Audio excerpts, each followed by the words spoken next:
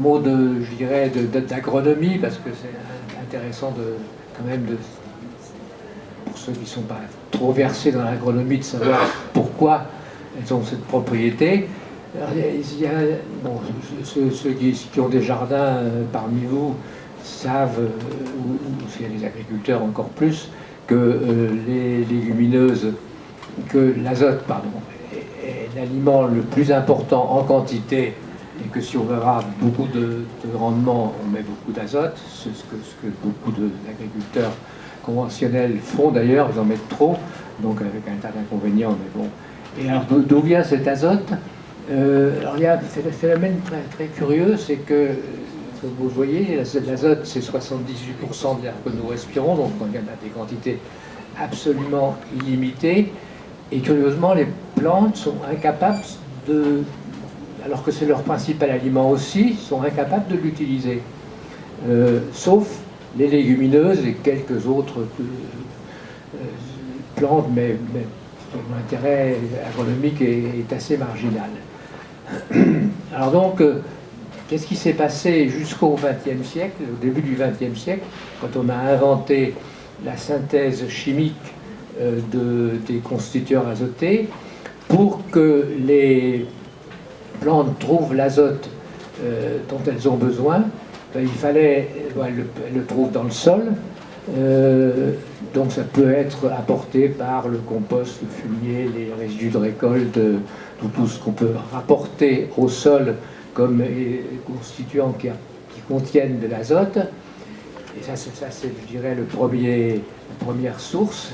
Et la deuxième, c'est l'azote de l'air, mais grâce à la symbiose entre les légumineuses et les bactéries, les rhizobiums, j'en parlais. Donc jusqu'au début du XXe siècle, voilà, on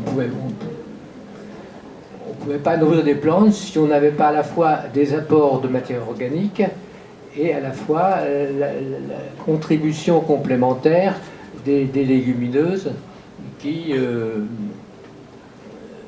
ajoutent de l'azote prélevé dans l'atmosphère à celui qu'on apporte par ailleurs. Donc on peut faire du jardinage bio sans légumineuses parce que il suffit d'acheter ou de faire son propre compost, mais à l'échelle de l'exploitation agricole, on ne peut pas faire d'agriculture biologique sans légumineuses, contrairement à l'agriculture conventionnelle, parce que là, il suffit d'acheter quelques sacs d'engrais chimiques et puis on trouve de l'azote. Alors c'était je pense, la principale révolution avant les OGM. On peut considérer que les OGM c'est une deuxième révolution agricole. La principale révolution agricole de l'histoire de l'agriculture, ça a été l'invention par un chimiste allemand au début du XXe siècle d'un procédé industriel capable d'utiliser, disons, de mettre l'azote de l'air, qui est sous forme, ce qu'on appelle N2, deux atomes d'azote liés, sous forme de composés d'azote liés à de l'hydrogène ou de l'oxygène, et sous formes sous lesquelles les plantes sont capables de l'utiliser et l'utilisent normalement. C'est-à-dire que alors ça a été une révolution énorme et la cause, ça a été considéré comme, je dirais, une chose tout à fait merveilleuse. Il suffisait de mettre 2 ou 3 sacs d'engrais et puis on multipliait les rendements par 2 ou par 3. Après, on a vu les inconvénients, c'est pas mon sujet aujourd'hui, mais on s'aperçoit que les excès d'azote sont une source de pollution, une source d'augmentation du parasitisme, enfin ça a beaucoup d'inconvénients.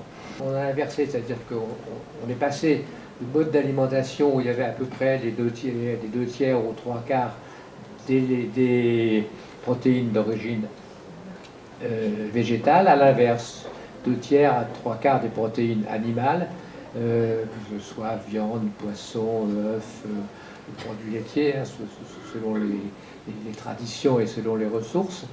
Donc on a complètement inversé, ce qui est une aberration à la fois sur le plan écologique et sur le plan de la santé. Alors il y a les légumes que vous cultivez au jardin, ou que nous cultivons dans les jardins, donc principalement petits pois, haricots, fèves, haricots et fèves. C'est des légumineuses, mais comme on les consomme largement avant maturité, elles ont une teneur en protéines qui reste très faible par rapport à la graine récoltée à maturité. Un haricot vert n'a pas du tout le même apport.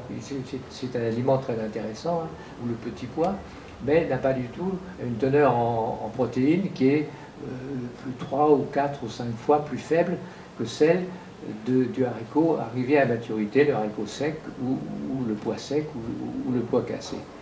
Il y en a quelques autres, mais qui sont moins consommés chez nous.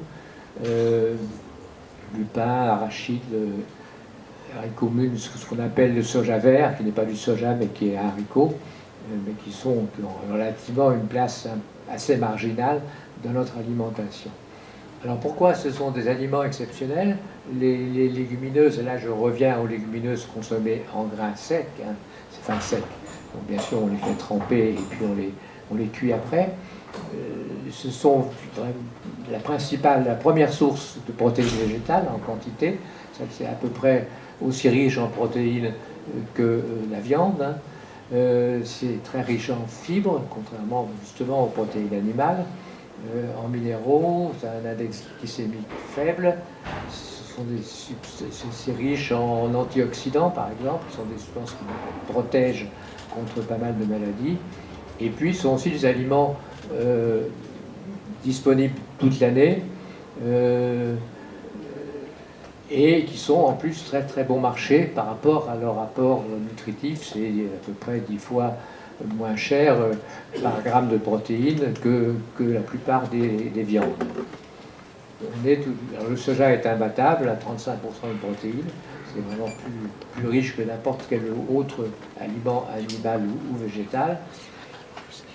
Après, vous avez nos fameux légumes secs, hein, entre 19 et 24, et puis après, toute une série de dérivés du soja, tempeh, tofu, yaourt de soja, lait de soja. Et puis après, on arrive aux céréales, et c'est intéressant de savoir que, par exemple, le quinoa, c'est 14% de protéines, donc c'est moins que les légumineuses, mais c'est quand même moins négligeable. Les autres céréales, c'est pareil, en moyenne, nos céréales traditionnelles chez nous, en tout cas, entre 11 et 12%. Un peu moins pour le maïs, en tout cas le maïs d'aujourd'hui, qui a été tellement sélectionné qu'on a augmenté le rendement, mais au détriment de la valeur nutritive.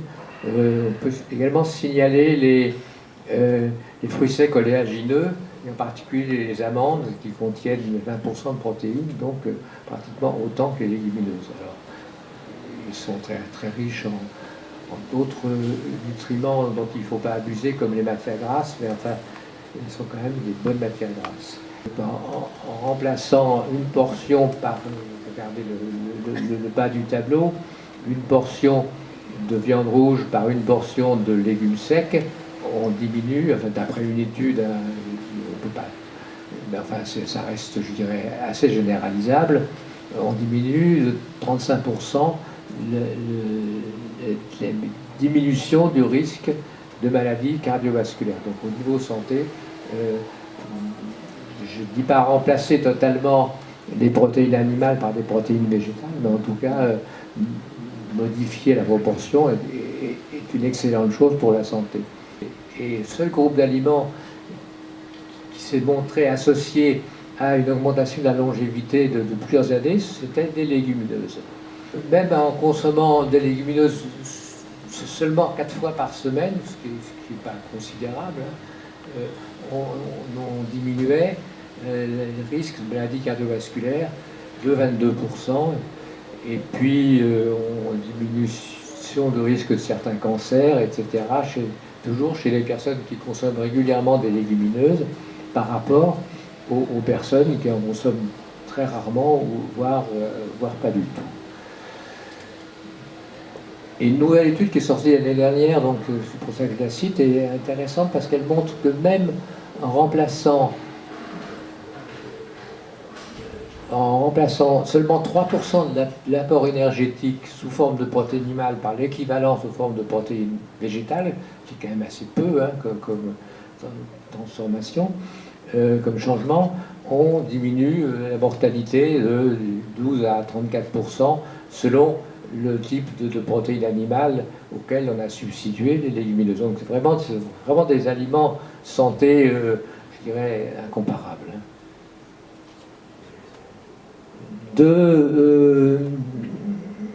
Légumineuses qu'on connaît moins que les autres, et à tort, le pois cassé, qui est surtout ici, hein, c'est pas du tout une légumineuse méditerranéenne, c'est une légumineuse de l'Europe du Nord, hein, et c'est la moins chère de toutes les légumineuses.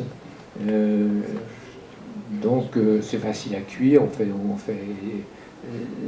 c'est vite cuit contrairement à d'autres légumineuses. C'est très bon, une purée de pois cassé, c'est délicieux. Donc voilà, je trouve que c'est intéressant de la redécouvrir ou de la découvrir. Alors pourquoi il est cassé, le pois? Tout simplement parce que le pois sec a une enveloppe assez épaisse et assez indigeste. Donc la manière la plus facile au niveau industriel en tout cas d'éliminer la peau, c'est de les casser. Et c'est pour ça que ça a cette forme-là. Donc en cassant le pois, on sépare facilement la peau, donc on le rend plus digeste. Une autre légumineuse que vous connaissez certainement, qui est la lentille, c'est donc une lentille, mais c'est une lentille corail, bien caractéristique par sa couleur, qui a aussi l'avantage d'être très savoureuse, d'être vite cuite, de se prêter à de multiples préparations. Donc quand on ne sait pas et qu'on a oublié de faire tremper les légumineuses, parce que comme il faut la plupart d'entre elles les faire tremper, c'est vraiment un point de vue. En plus c'est très bon, hein, je ne sais pas si vous les consommez, mais sinon je conseille vraiment de découvrir et d'utiliser plus souvent la lentille corail. Beaucoup de polémiques autour du soja.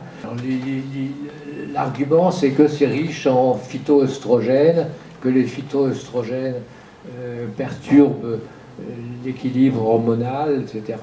Alors, l'AFSA avait fixé une norme, pas plus de, je crois, 1 mg de phytoœstrogènes par kilo et par jour, bref. Tout ça est très controversé. Ce qui est sûr, c'est que manger trop de soja, c'est pas bon à cause de ça. Enfin, c'est pas bon, surtout pour les femmes enceintes et très jeunes enfants. 1 litre de lait de soja par jour, 2 ou 3 yaourts de soja par jour, donc c'est certainement beaucoup trop. De là, je dirais, à éliminer le soja, il n'y a pas de raison du tout. C'était voilà 1 milligramme. Donc il n'y a aucune raison scientifique d'éliminer totalement le soja, qui reste un très bon aliment quand on le consomme en quantité raisonnable et de préférence sous les formes, je ne sais pas si j'ai là, oui voilà, ces fameux isoflavones qui sont les principaux phytoœstrogènes qui sont dans le collimateur.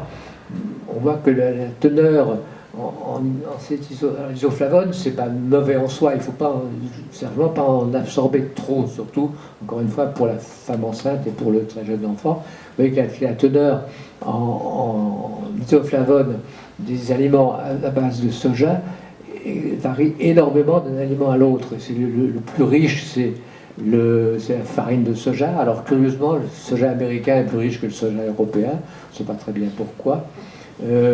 Mais si vous prenez les aliments, je dirais, qu'on trouve dans les magasins bio, hein, le miso, le tempeh, le tofu, pour ceux qui sont familiers de ces aliments, on voit qu'on arrive à des teneurs très très faibles et que donc il n'y a aucun problème à consommer ce genre d'aliments, mais de préférence, donc moi je pense qu'il est souhaitable de consommer le soja plutôt sous les formes traditionnelles, comme ces formes-là, notamment le tofu, ou des formes fermentées comme le yaourt de soja, ou le miso, pour ceux qui connaissent ça, qui est un peu un aliment très proche des sauces de soja, mais qu'on utilise un peu différemment, notamment dans la soupe.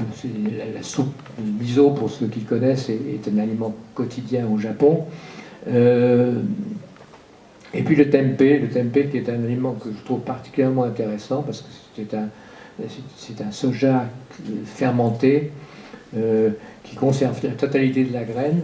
Donc, contrairement au tofu, par exemple, où on élimine une partie, qu'on trouve maintenant dans tous les magasins bio, qui est vraiment un aliment. Si vous ne connaissez pas, je vous conseille beaucoup d'essayer le tempeh. Bon, en vous munissant avant ou en même temps d'un bouquin de cuisine ad hoc qui explique comment le cuisiner. Parce que si vous achetez du tempeh et que vous ne savez pas comment le cuisiner, vous trouverez ça pas bon. Voilà. Le natto, qui est aussi un produit d'origine japonaise, qu'on ne trouve pratiquement pas en France. Enfin, il y a un fabricant artisanal et c'est un des produits, je dirais, à base de soja, auxquels les gens ont le plus de mal à s'habituer, bien que ce soit très bon. Un peu de, je dirais, de l'aspect culinaire, parce que redécouvrir les légumineuses, si on ne sait pas bien les cuisiner, on se dégoûte un peu. Pourquoi est-ce que les légumineuses ont été un peu abandonnées? En partie pour les raisons sociologiques que j'ai indiquées tout à l'heure, mais aussi parce que du fait que c'était un aliment très bon marché, ben dans les cantines scolaires, à l'armée, etc., on en a usé et abusé, mal cuisiné. C'est pas du tout par hasard que le mot faillot désigne à la fois le haricot et l'armée, si vous voulez. Parce que là, on nous servait, parce que moi j'ai fait mon service militaire, peut-être certains d'entre vous y ont échappé, alors, on nous servait des grandes platées de haricots mal cuisinés, et comme plat principal, évidemment, ça a dégoûté tout le monde. Alors, quelques conseils pratiques. D'abord, faire tremper, sauf les légumineuses et les pois cassés, pour lesquels c'est pas nécessaire, on peut le faire. On peut les faire germer, pas toutes, pas le haricot, c'est pas très bon, mais par exemple le pois chiche. Hein. Par exemple, si vous faites germer des pois chiches, vous divisez, le pois chiche est long à cuire, hein, c'est entre 1 heure et 2 heures, même après trempage. Si vous le faites germer, vous divisez le temps de cuisson par 2 ou par 3, et en plus vous l'enrichissez en vitamines. Donc voilà. Alors il ne faut pas le manger germé cru, hein. C'est carrément indigeste. Mais le faire germer avant de le cuire. Voilà. Cuisson à petit feu, ça c'est une règle générale, et surtout pour les légumineuses les plus, je dirais, les moins digestes, comme le haricot, et monter en température lentement, progressivement, ne jamais faire bouillir à gros bouillon, saler en fin de cuisson. Sinon ils ont tendance à rester un peu durs. Puis ajouter des aromates, alors selon le légumineuse, la sarriette, la sauge, le clou de girofle, etc. Et puis pour certains, je peux citer l'exemple du pois cassé, les décortiquer. Par exemple pour les fèves ont des grosses peaux, donc on peut manger la peau, mais même si vous cultivez des fèves au jardin, que vous les mangez avant maturité, ça peut être intéressant de les décortiquer. On peut aussi les associer avec des légumes, bien sûr, avec de la viande. Je donnerai un ou deux exemples tout de suite. Et même, je dirais, les Japonais font beaucoup de desserts à base d'haricots, un petit haricot qu'on trouve dans les magasins bio, qui s'appelle l'azuki, et en plus qui peut être mangé comme n'importe, qui est intéressant parce que c'est un haricot qui cuit vite, qui est facile à digérer, qui est plus léger que nos haricots de chez nous, et avec lesquels ils font les Japonais font des desserts. Alors, même on le trouve quelquefois associé à du chocolat, c'est pas tout à fait traditionnel, mais enfin intéressant de savoir que l'azuki en tout cas peut être utilisé dans des desserts. Alors juste quelques exemples, et je terminerai là-dessus, de plats. Alors moi je m'habite maintenant dans le sud-ouest, donc bien sûr, ne pas parler du cassoulet, même si je suis plutôt végétarien. Mais c'est un exemple, il y en a d'autres, d'associations viande légumineuse, haricots en l'occurrence. Un autre grand classique de l'alimentation traditionnelle française, hein, c'est le petit salé aux lentilles. Alors, ce qui est intéressant, c'est que dans les très vieux livres de cuisine, vous trouvez cette recette sous le nom lentilles au petit salé. Et ça indique bien l'évolution. C'était des lentilles avec un petit peu de petit salé. Maintenant, c'est beaucoup de petit salé avec un peu de lentilles. Voilà. Ça de lentilles est vraiment un truc archi classique, dont les variantes sont. C'est une des rares plats à base de légumineuses dont on peut faire un plat principal. C'est facile à préparer, c'est bon, il y a toutes les variantes qu'on veut. Je parle ça vous dira peut-être rien, mais je parle de ça parce que moi on a habité en Toscane et on a découvert ça, qui est une des rares associations de plats traditionnels mariant essentiellement les haricots avec une variété de choux, le chou noir de Toscane. Je ne sais pas si ça vous dira quelque chose. On trouve ça maintenant. On commence à trouver ça dans les magasins bio, qui fait partie de la famille de ce qu'on appelle maintenant, à tort, à mon avis, le kale. Vous connaissez le kale? Ça vous dit quelque chose? Bon, le kale, c'est quoi? C'est un chou qui ne fait pas de pommes. Donc, cueille les feuilles, une à une, qui est le plus riche de tous les choux et quasiment le plus riche, notamment en antioxydants, de tous les légumes. Alors que tous les jardiniers connaissent ou connaissaient, c'est vendu sous le nom dans les graineries chou frisé. Pas chou de Milan, hein, c'est pas pareil, c'est ce qu'on appelle le chou frisé. Il y en a 3 ou 4 ou 5 variétés maintenant, dont le chou noir de Toscane.